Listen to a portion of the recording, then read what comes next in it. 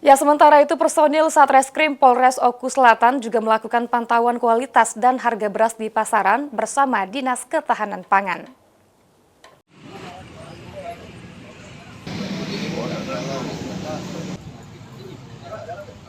Satuan Reserse Kriminal Khusus Polres Oku Selatan melakukan kegiatan inspeksi mendadak atau sidak ke sejumlah pedagang beras yang ada di Pasar Tengah, Kecamatan Muara II, Kabupaten Oku Selatan.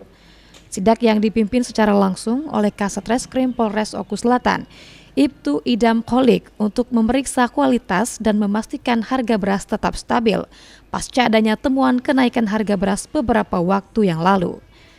Dari hasil sidak ini, Satreskrim Polres Oku Selatan bersama Dinas Ketahanan Pangan Pemda Oku Selatan tidak menemukan pelanggaran yang dilakukan oleh sejumlah pedagang.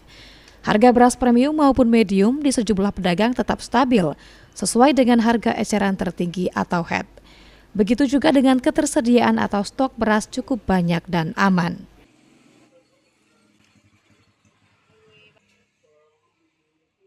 Dan hari ini kami bersama dari Dinas Ketahanan Pangan dan Pemerintah dan Polres Oku Selatan kami sidak ke untuk penjual beras yang ada di Muara II, Kabupaten Oku Selatan untuk mengecekkan harga beras dan stok beras yang ada.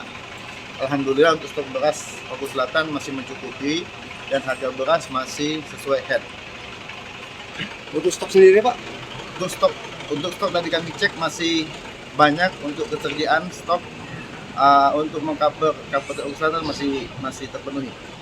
Kami Polres Oku Selatan dan Bulog serta Ketahanan Pangan dan Pemerintah mengadakan GPM, Gerakan Pasar Murah atau Gerakan Pangan Murah bersama dengan Bulog untuk beras SPHT sehingga masyarakat dapat membeli beras dengan harga murah. Dari Oku Selatan, Sri Fitriana, PAL TV.